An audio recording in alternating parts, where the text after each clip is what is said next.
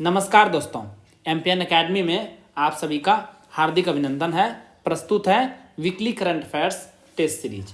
दोस्तों, इस वीडियो में हम लोग 1 से लेकर 7 दिसंबर 2022 तक के समसामयिक घटनाक्रम पर आधारित 30 महत्वपूर्ण मल्टीपल चॉइस क्वेश्चंस को व्याख्या के साथ हल करेंगे। Friends, the English edition of this video, it's PDF with full description in English is available on MPN Academy app. The course name is 68th BPSC Current Affairs course in English. दोस्तों, यदि आपने MPN Academy का Telegram का public page नहीं join किया है तो तुरंत जाके अभी ज्वाइन कीजिए। सर्च कीजिए MPN Academy टेलीग्राम पर, आपको इस प्रकार से लोगो दिख जाएगा। वहां ज्वाइन कीजिए। क्या क्या मिलेगा आपको वहां पर? बीपीएससी एग्जाम से संबंधित लेटेस्ट अपडेट आपको मिलेगी। जो प्लानिंग और स्ट्रेटेजी होती है MPN Academy की तरफ से जारी, इसकी पीडीएफ भी फ्री में आपको वहां पर मिलेगी।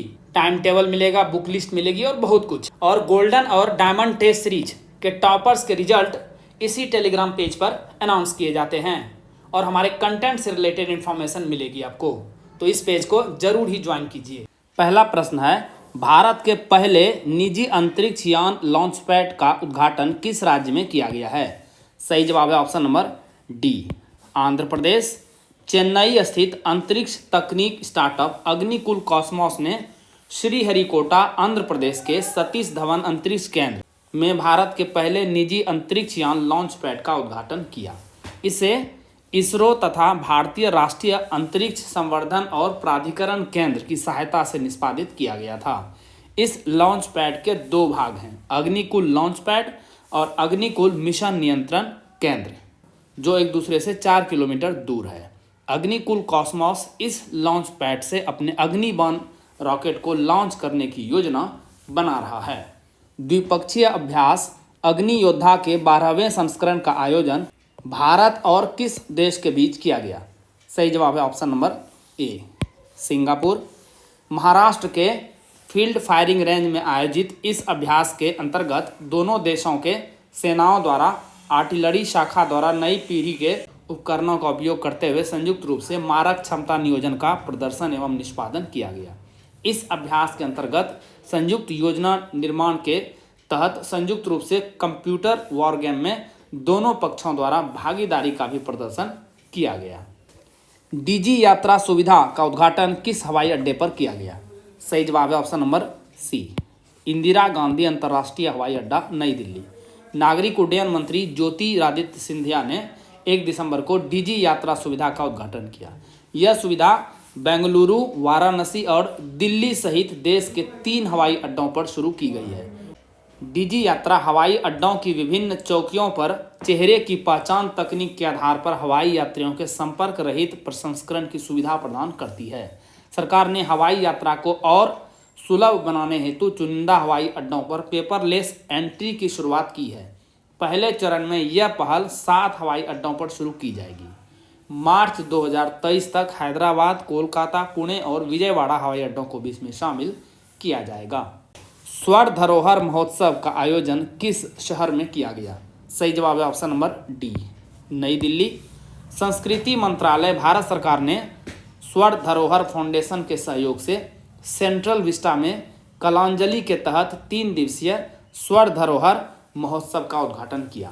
भारत की प्रतिष्ठित कला एवं संस्कृति और भारतीय राज्यों की समृद्ध सांस्कृतिक कला तथा विरासत को प्रदर्शन करने हेतु संगीत, कला और साहित्य महोत्सव है। पुस्तक India the mother of democracy का प्रकाशन किस संस्था द्वारा किया गया है? सही जवाब है ऑप्शन नंबर सी, ICHR। केंद्रीय शिक्षा और कौशल विकास मंत्री धर्मेंद्र प्रधान ने भारतीय इतिहास अनुसंधान परिषद यानी ICHR द्वारा प्रकाशित पुस्तक India the mother of democracy, Bharat लोकतंत्रस्य जननी का विमोचन किया। इस पुस्तक में 6 भाग हैं। इस पुस्तक का उद्देश्य प्राचीन काल से भारत के लोकतांत्रिक लोकाचार को प्रदर्शित करना है, जिसमें 30 विभिन्न लेखकों द्वारा लिखे गए 30 लेख हैं। लेखकों में प्रसिद्ध पुरातत्वविद वसंत शिंदे, पंजाब विश्वविद्यालय के प्रोफेसर राजीव लोचन, जम्मू विश्वविद्यालय के प्रोफेसर जिगर मोहम्मद और सिक्किम विश्वविद्यालय के प्रोफेसर वीनू पंत शामिल हैं। दोस्तों आप में से जिन लोगों को एमपीएन एकेडमी करंट अफेयर्स का पीडीएफ चाहिए उसके बारे में जानकारी यहाँ दी जा रही है। लेकिन आइए इससे पहले ये जानते हैं कि एमपीएन एकेडमी का पीडीएफ ही क्योंकि हमने करके दिखाया है। दोस्तों आइए आपको पिछले 5 एग्जाम्स की परफॉर्मेंस दिखाते हैं एमपीएन एकेडमी की। 66वीं बीपीएससी प्रीलिम्स की एग्जाम हुई थी। 42 प्रश्न पूछे गए थे एग्जाम में करंट अफेयर से संबंधित और 36 प्रश्न टैली हुए हैं। परफॉर्मेंस रहा है 85.71%। 2021 में बीपीएससी का तो कोई एग्जाम हुआ नहीं, तो हमने बिहार एसआई पीटी एग्जाम जो सबसे नेक्स्ट बेस्ट एग्जाम होता है उसे कंसीडर किया है। शिफ्ट 1 और शिफ्ट 2 दोनों मिला करके कुल 36 करंट अफेयर्स के क्वेश्चन आए थे और एमपीएन एकेडमी पीडीएफ से टैली हुआ है 31। परफॉर्मेंस रहा है 86.11%। 2022 में 3 एग्जाम्स हुए हैं। सबसे पहले 8 मई 2022 को हुआ था 67वीं बीपीएससी पीटी की परीक्षा, जो कि पेपर लीक की वजह से कैंसिल हो गया था। तो उसमें कुल 30 करंट अफेयर्स के क्वेश्चन आए थे और 26 टैली हुआ है एमपीएन एकेडमी पीडीएफ से। परफॉर्मेंस रहा है 86.67%। उसके बाद नेक्स्ट एग्जाम हुआ है एक सप्ताह के बाद 15 मई 2022 को बीपीएससी सीडीपीओ की पीटी परीक्षा। उसमें कुल 35 करंट अफेयर्स के क्वेश्चन पूछे गए थे और 30 टैली हुआ है एमपीएन एकेडमी पीडीएफ से। परफॉर्मेंस रहा है 85.71%। और 30 सितंबर 2022 को हाल ही में एग्जाम हुआ है 67वीं बीपीएससी प्रारंभिक री परीक्षा 2022। प्रश्न टैली हुआ है 33, पूछे गए थे कुल 39, तो लगभग 85% टैली हुआ है। दोस्तों इन सभी एग्जाम्स में पूछे गए प्रश्न और कहां से टैली हुआ है प्रश्न एमपीएन एकेडमी पीडीएफ से, सभी की जानकारी आपको एमपीएन एकेडमी के इसी यूट्यूब चैनल पर मिल जाएगी। उम्मीद है आपने एमपीएन एकेडमी का टेलीग्राम पेज ज्वाइन किया ही होगा, तो उस पर भी ये सभी वीडियो की इन्फॉर्मेशन मिल जाएगी। और यदि आप एग्जाम्स देने वाले हैं फ्यूचर में बीपीएससी के, तो ये प्रश्न आपको जरूर देखने चाहिए। इससे पता चलेगा कि बीपीएससी में किस प्रकार से करंट अफेयर्स के क्वेश्चंस पूछे जाते हैं और आप एमपीएन एकेडमी पीडीएफ का इस्तेमाल इस करंट अफेयर्स सेक्शन को क्रैक करने में कैसे कर सकते हैं। आइए अब जानते हैं कि क्या क्या मिलेगा इसमें आपको। तो 68वीं बीपीएससी प्रारंभिक परीक्षा का कोर्स इंग्लिश और हिंदी दोनों भाषाओं में अलग अलग दिया गया है। साल भर के करंट अफेयर्स को आप रिवाइज कर सकते हैं केवल 18 घंटों में। कैसे करेंगे इसे आप, आइए एक एक करके देखते हैं। 4 प्रकार के कंटेंट आपको मिलेंगे। एक तो वीकली करंट अफेयर्स एमसीक्यूज, इसमें कुल 50 पीडीएफ रहेंगे साल भर में। एक पीडीएफ को आपको रिवाइज करने में 6 मिनट का समय लगेगा, तो कुल 5 घंटे में आप weekly current affairs test series जो एमसीक्यूज पोर्शन है उसे रिवाइज कर पाएंगे। Monthly current affair short notes 12 महीने का 12 पीडीएफ, एक पीडीएफ को रिवाइज करने में 30 मिनट्स का अप्रॉक्स समय लगेगा, तो कुल 6 घंटे में इसे भी आप एक बार रिवाइज कर लेंगे। थर्ड टाइप का कंटेंट रहेगा बिहार मंथली करंट अफेयर्स। कुल 14 पीडीएफ आपको मिलेंगे, 12 महीने का 12 पीडीएफ, एक यूनियन बजट और एक इकोनॉमिक सर्वे। कुल 30 मिनट का समय लगेगा एक पीडीएफ को रिवाइज करने में। इस प्रकार से 7 घंटे में इसे भी आप रिवाइज कर पाएंगे। तो तीनों समय को जोड़ देंगे तो 18 घंटे में आप पूरे साल भर के कंटेंट को सिस्टमेटिकली रिवाइज कर पाएंगे। अच्छा, आपको पता कैसे चलेगा कि आपका रिवीजन सही से हो रहा है कि नहीं हो रहा है? इसके लिए हमने इसमें ऐड किया है इस बार golden current affairs app based revision test series. 12 महीने का 12 टेस्ट होगा मंथ वाइज, उसके बाद 3 महीने के बाद एक टेस्ट होगा। तो इस प्रकार से साल भर में कुल 4 हो जाएंगे tri monthly test. Half yearly test 2 होगा 6 महीने में एक बार, उसके बाद लास्ट में 1 ईयरली टेस्ट। ये ऐप बेस्ड टेस्ट है, आपको रियल एग्जामिनेशन हॉल जैसा अनुभव प्राप्त होगा। आपको तुरंत रिजल्ट भी पता चल जाएगा कि आपका परफॉर्मेंस कैसा रहा है। दोस्तों एमपीएन एकेडमी के करंट अफेयर्स का तो कोई जोड़ मार्केट में है ही नहीं। MPN is champion in current affairs. इस बार हमने diamond static GK test series launch किया है। इसमें आपको स्टैटिक पोर्शन के कंटेंट मिलेंगे। कुल मिला के 25 टेस्ट सीरीज है इसमें, और एक टेस्ट सीरीज में 120 क्वेश्चंस होंगे। कुल मिलाकर के 3000 सबसे अति महत्वपूर्ण स्टैटिक जीके के क्वेश्चंस मिलेंगे विद एक्सप्लेनेशन, व्याख्या के साथ मिलेंगे आपको। तो 120 प्रश्न जो होंगे उसमें सेक्शन वाइज किस प्रकार से प्रश्न रहेंगे। हिस्ट्री से 30 क्वेश्चंस, साइंस से 30 क्वेश्चंस, बिहार जीके से 20 क्वेश्चंस, इकोनॉमी से 10 क्वेश्चंस, पॉलिटी से 10 क्वेश्चंस, ज्योग्राफी से 10 क्वेश्चंस, मैथ और रीजनिंग के 10 क्वेश्चंस। जो बीपीएससी का पैटर्न रहा है बिल्कुल उसी हिसाब से स्टैटिक का ये क्वेश्चंस मिलेगा।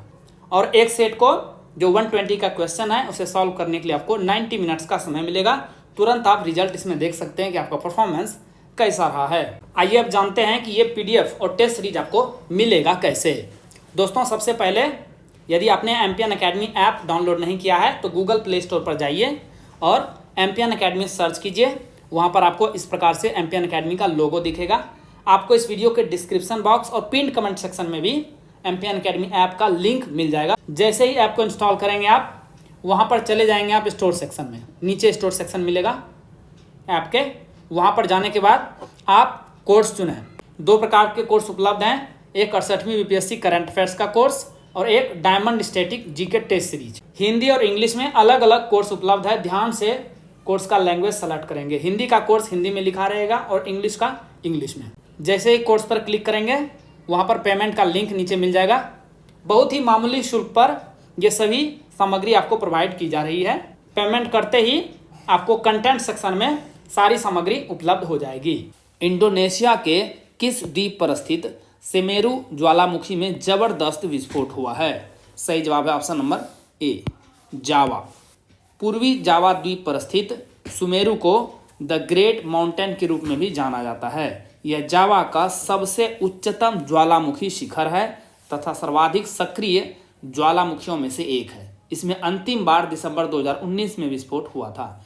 इंडोनेशिया में विश्व के सक्रिय ज्वालामुखियों की संख्या सर्वाधिक होने के साथ साथ इसके पैसिफिक रिंग ऑफ फायर में अवस्थित होने के कारण यहाँ भूकंपीय उथल पुथल का खतरा भी बना रहता है। ड्रोन यात्रा 2.0 की शुरुआत किस शहर में की गई है? सही जवाब है option number B, Chennai.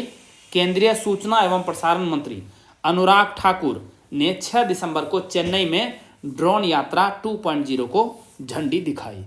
Beating retreat के दौरान भारतीय स्टार्टअप बोटलैब डायनामिक्स द्वारा 1000 मेड इन इंडिया ड्रोन का काफ़ी शानदार प्रदर्शन रहा।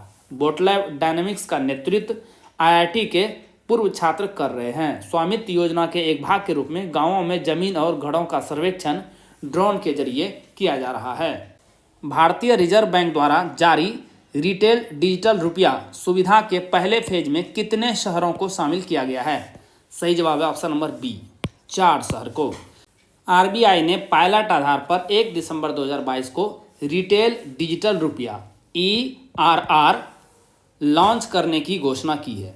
यह सुविधा पहले फेज में 4 शहरों मुंबई, दिल्ली, बेंगलुरु और भुवनेश्वर में शुरू की गई है और बैंक भी 4 ही हैं। कौन कौन से? State bank of India, ICICI bank, yes bank और IDFC फर्स्ट बैंक, जिसे बाद में अहमदाबाद, गंगटोक, गुवाहाटी, हैदराबाद, इंदौर, कोच्चि, लखनऊ, पटना और शिमला जैसे शहरों में विस्तारित किया जाएगा।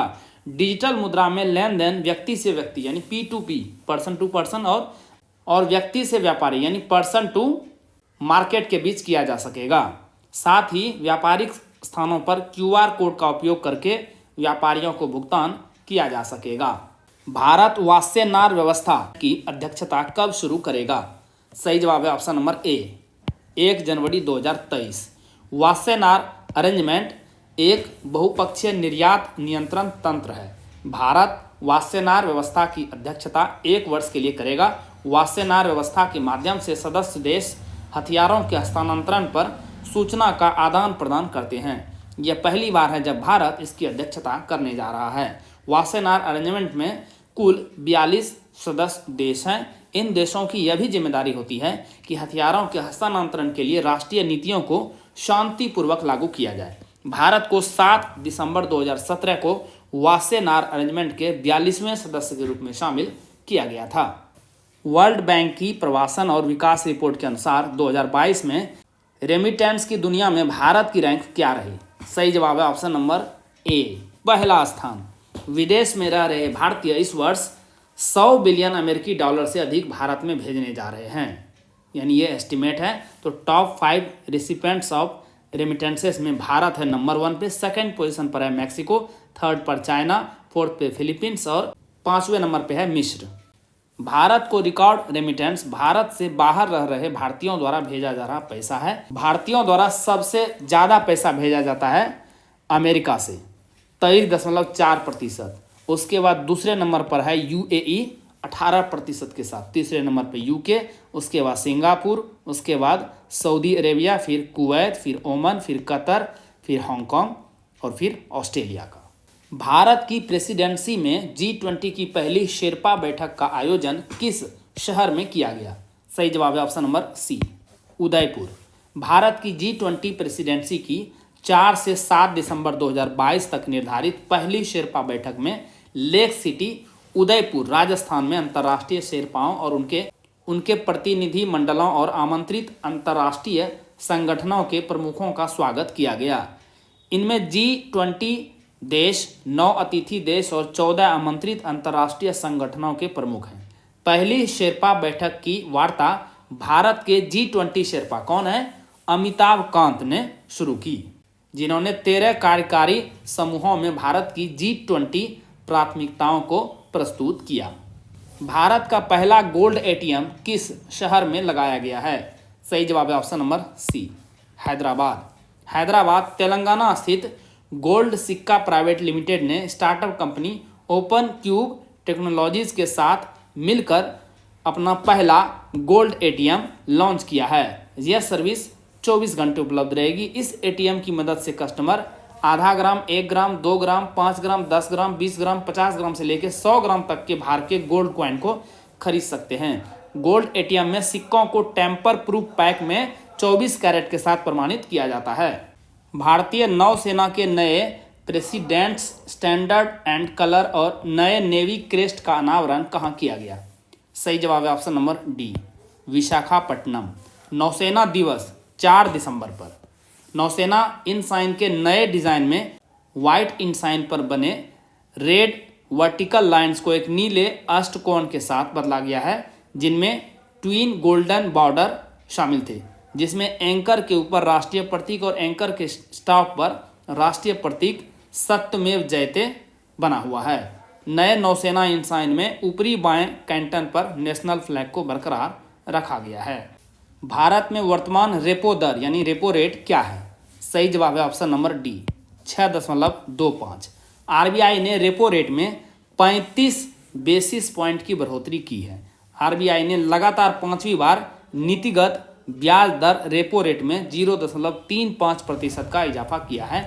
इसी के साथ रेपो रेट 5.9 से बढ़कर 6.25% पर पहुंच गई है। आरबीआई गवर्नर शक्तिकांत दास ने 7 दिसंबर को द्विमासिक मौद्रिक नीति समिति की बैठक के समापन के बाद मुंबई में एक संवाददाता सम्मेलन में यह घोषणा की। उन्होंने बताया कि अगले 12 महीनों में महंगाई दर 4% से ऊपर रहने की उम्मीद है। अक्टूबर दिसंबर के लिए सीपीआई मुद्रास्फीति का अनुमान 6.5% से बढ़ाकर 6.6% कर दिया गया है। एमपीसी की अगली बैठक 6 से 8 फरवरी 2023 के दौरान निर्धारित की गई है। तो देखिए 3 रेट है, तीनों को ध्यान में रखिएगा। रेपो रेट 6.25%, उसके बाद कैश रिजर्व रेशियो ये है 4.5% और रिवर्स रेपो दर 3.35। रेपो रेट क्या होता है? जिस रेट पर सेंट्रल बैंक, भारत के केस में आरबीआई, कमर्शियल बैंक को मनी सप्लाई करता है, और रिवर्स रेपो रेट उल्टा इसका है। Oxford word of the year 2022 के रूप में किस शब्द का चयन किया गया है? सही जवाब है option number C, goblin mode. इतिहास में पहली बार वर्ड ऑफ द ईयर को पब्लिक वोट के माध्यम से चुना गया है। इस वर्ड को 3,18,956 वोट मिले, जो कुल वोटिंग का 93% है। इसके लिए 3 लाख से अधिक लोगों ने वोटिंग की थी। यह वर्ड फरवरी 2022 में सोशल मीडिया पर वायरल हो गया था। पहली बार यह शब्द वर्ष 2009 में ट्विटर पर उपयोग किया गया था। यह सड़क छाप अंग्रेजी, जिसको इंग्लिश में कहते हैं स्लैंग का शब्द है। गोबलिन मोड शब्द को ज़्यादातर ऐसे लोगों के लिए इस्तेमाल किया जाता है जो लोग खुद में ही मस्त रहते हैं। देखिए, ये मोबाइल चला रहे हैं और अपने में ही खोए हुए हैं। इन्हें दुनियादारी की परवाह नहीं होती। कुछ लोग इन्हें आलसी, खुदगर्ज और लालची भी कहते हैं। इंडियन कोस्ट गार्ड के advance light helicopter MK3 squadron को कहां पर कमीशन किया गया है? सही जवाब है ऑप्शन नंबर सी, चेन्नई में। तटरक्षक क्षेत्र पूर्व को और मजबूत बनाने के उद्देश्य से 840 SQN एक भारतीय तटरक्षक उन्नत light helicopter ALH MK3 squadron को 30 नवंबर को ICG एयर स्टेशन चेन्नई में DGVS पठानिया द्वारा कमीशन किया गया। स्वदेशी रूप से हिंदुस्तान एरोनॉटिक्स लिमिटेड द्वारा निर्मित है यह। इसमें उन्नत रडार के साथ साथ इलेक्ट्रो ऑप्टिकल सेंसर, शक्ति इंजन, फुल ग्लास कॉकपिट, उच्च तीव्रता वाली सर्च लाइट, उन्नत संचार प्रणाली, स्वचालित पहचान प्रणाली के साथ साथ खोज और बचाव होमर सहित अत्याधुनिक उपकरण हैं। हॉलीवुड क्रिटिक्स एसोसिएशन में स्पॉटलाइट अवार्ड किस भारतीय फिल्म ने जीता है? सही जवाब है ऑप्शन नंबर ए, RRR।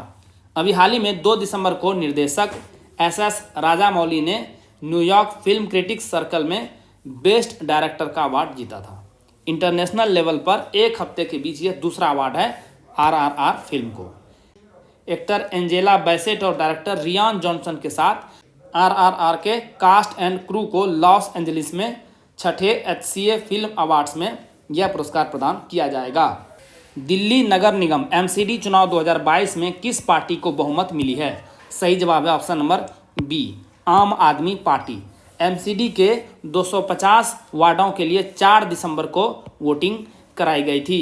1349 प्रत्याशी मैदान में थे। यह पहली बार है जब आम आदमी पार्टी ने पहली बार निगम में जीत हासिल की है।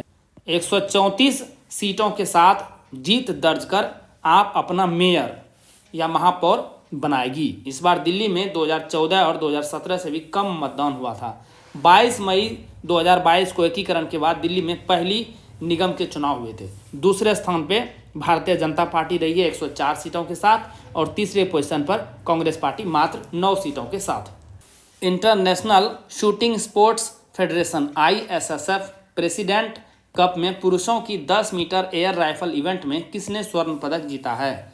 सही जवाब है ऑप्शन नंबर डी, रुद्राक्ष बाला साहेब पाटिल।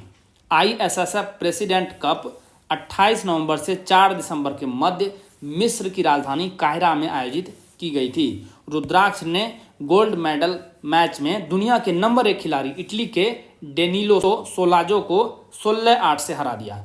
रुद्राक्ष ने इस साल अक्टूबर में विश्व चैंपियनशिप के फाइनल में भी डेनिलो सोलाजो को हराया था।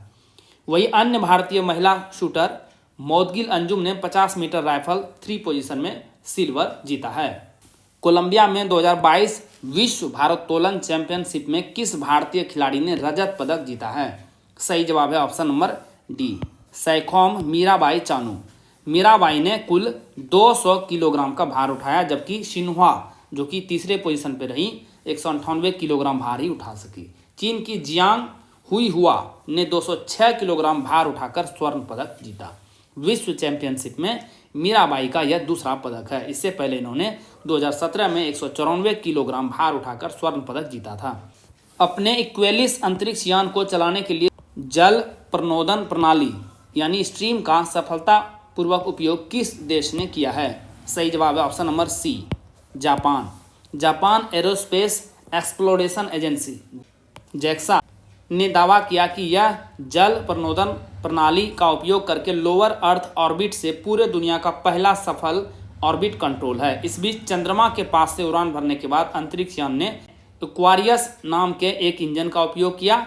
साथ ही यह पानी का उपयोग ईंधन के रूप में दूसरे पृथ्वी चंद्रमा लॉग्रेंज बिंदु पर जाने के लिए किया गया है। राष्ट्रीय लघु उद्योग निगम ने विकास योजनाओं को बढ़ावा देने के लिए किसके साथ एक समझौता ज्ञापन MOU पर हस्ताक्षर किया है? सही जवाब है option number C, Walmart. Walmart और फ्लिपकार्ट, देखिए पीछे लिखा हुआ है फ्लिपकार्ट ने भारत भर में सूक्ष्म लघु और मध्यम उद्योगों के लिए संयुक्त रूप से क्षमता निर्माण में तेजी के लिए राष्ट्रीय लघु उद्योग निगम के साथ एक समझौता ज्ञापन पर हस्ताक्षर किए हैं। वॉलमार्ट वृद्धि सप्लायर डेवलपमेंट प्रोग्राम यानी वॉलमार्ट वृद्धि के तहत 20,000 MSME के प्रशिक्षण पूरा करने के मील के पत्थर को चिन्हित करने के लिए समझौता ज्ञापन पर हस्ताक्षर किए गए थे, जिसमें स्वास्थ्य की भी भागीदारी रही है। टेक्निकल टेक्सटाइल्स से जुड़ा भारत का प्रमुख शो टेक्नोटैक्स 2023 किस शहर में आयोजित किया जाएगा? सही जवाब है ऑप्शन नंबर ए, मुंबई में। टेक्नोटैक्स 2023 22 से लेकर 24 फरवरी 2023 के दौरान मुंबई में आयोजित किया जाएगा। भारत में टेक्निकल टेक्सटाइल उद्योग का यह सबसे बड़ा आयोजन, इसमें शामिल होने वाले लोगों को भारत और दुनिया भर के शीर्ष स्तर के सीईओ, निर्माताओं, वस्त्र उद्योग से जुड़े सहकर्मियों, खरीद प्रबंधकों और आपूर्तिकर्ताओं से मिलने के लिए पहुंच और नेटवर्किंग का अवसर प्रदान करने पर केंद्रित है। राष्ट्रीय तकनीकी कपड़ा मिशन के तहत federation of Indian chambers of commerce industry FICCI के सहयोग से भारत सरकार के वस्त्र मंत्रालय द्वारा इस कार्यक्रम का आयोजन किया जा रहा है।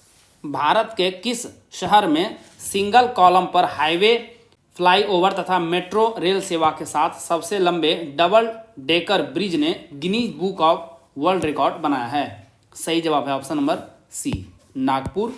गिनीज वर्ल्ड रिकॉर्ड्स के अनुसार नागपुर महाराष्ट्र में वर्धा रोड पर 3.14 किलोमीटर का डबल डेकर वायाडक्ट 5 मार्च 2019 को मेट्रो रेल यातायात द्वारा शुरू किया गया था और 13 नवंबर 2022 को राजमार्ग यातायात के लिए, जो किसी भी मेट्रो रेल प्रणाली का सबसे लंबा डबल डेकर वायाडक्ट है। नागपुर में वर्धा रोड पर त्रिस्तरीय परिवहन व्यवस्था है। एक डबल डेकर वायडक्ट जो पहले पर हाईवे, फ्लाईओवर और दूसरे पर मेट्रो रेल को ले जाया जाता है। वैश्विक विमानन सुरक्षा रैंकिंग 2022 में भारत की रैंक क्या है? सही जवाब है ऑप्शन नंबर ए, 48वां। अंतर्राष्ट्रीय नागरिक उड्डयन संगठन द्वारा वैश्विक विमानन सुरक्षा रैंकिंग में भारत अपने उच्चतम स्थान पर पहुंच गया है। देश 4 साल पहले 102वें स्थान पर था और प्रमुख सुरक्षा उपायों के प्रभावी कार्यान्वयन के मामले में भी यह बहुत सुधार को दिखाता है। स्कोर कितना रहा भारत का? 85.49। नंबर 1 रैंक किसको मिली है? सिंगापुर को। भारत का सबसे बड़ा योग केंद्र किस नदी के तट पर बनाया गया है? सही जवाब है ऑप्शन नंबर ए, तवी नदी के तट पर। भारत का सबसे बड़ा योग केंद्र जम्मू और कश्मीर के उधमपुर की चेनानी तहसील के मतनलाई गांव में बनाया गया है। यह गांव तवी नदी के तट पर स्थित है। गांव में मैदानी और पहाड़ियों दोनों का एक परिधीय दृश्य शामिल है। Swimming pool, business convention centre, helipad, spa, cafeteria और डाइनिंग हॉल के साथ योग केंद्र को आधुनिक रूप दिया गया है। किसने राष्ट्रीय पिछड़ा वर्ग आयोग के अध्यक्ष के रूप में पदभार ग्रहण किया है? सही जवाब है option number C, Hansraj Gangaram Ahir. यह महाराष्ट्र राज्य के चंद्रपुर जिले के निवासी हैं और पेशे से किसान हैं।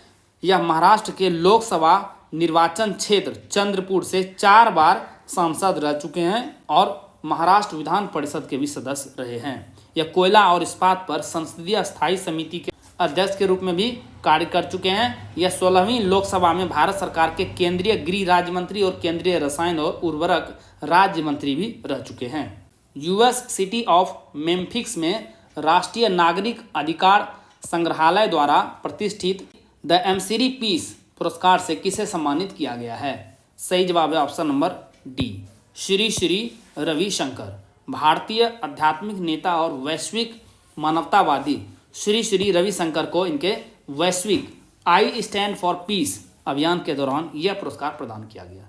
यह स्वयंसेवी गैर सरकारी संगठन आर्ट ऑफ लिविंग के संस्थापक हैं। यह संगठन स्वास्थ्य तकनीक पर आधारित कई तनाव निवारण और आत्म विकास कार्यक्रम, ध्यान एवं योग का प्रशिक्षण देता है। भारत के रजिस्ट्रार जनरल आरजीआई द्वारा जारी विशेष बुलेटिन के अनुसार भारत में मातृ मृत्यु दर 2014-16 में 130 प्रति लाख जीवित बच्चे से घटकर 2018 से 20 में कितनी हो गई है? सही जवाब है ऑप्शन नंबर बी, 97। इसी के साथ देश में जहां मातृ मृत्यु दर एमएमआर में 26% की गिरावट दर्ज की गई है, तो 8 राज्यों में एमएमआर 70 प्रति लाख से भी कम दर्ज हुआ है। असम में सर्वाधिक एमएमआर है 195 और सबसे कम है केरल का मात्र 19। दोस्तों, जैसा कि बताया गया है, इस वीडियो लेक्चर का पीडीएफ और इस वीडियो लेक्चर का इंग्लिश एडिशन और साथ में इंग्लिश में फुल डिस्क्रिप्शन के साथ पीडीएफ आपको एमपीएन एकेडमी ऐप पर प्राप्त होगा। दोस्तों, इन पीडीएफ के सहारे आप इस वीडियो लेक्चर को आसानी से 5 से 6 मिनट में रिवाइज कर पाएंगे, जिससे आपका बहुत सारा समय बचेगा, जिसे आप स्टैटिक पोर्शन पर लगा सकते हैं। एमपीएन एकेडमी ऐप का लिंक आपको इस वीडियो के डिस्क्रिप्शन बॉक्स और पिंड कमेंट सेक्शन में मिल जाएगा।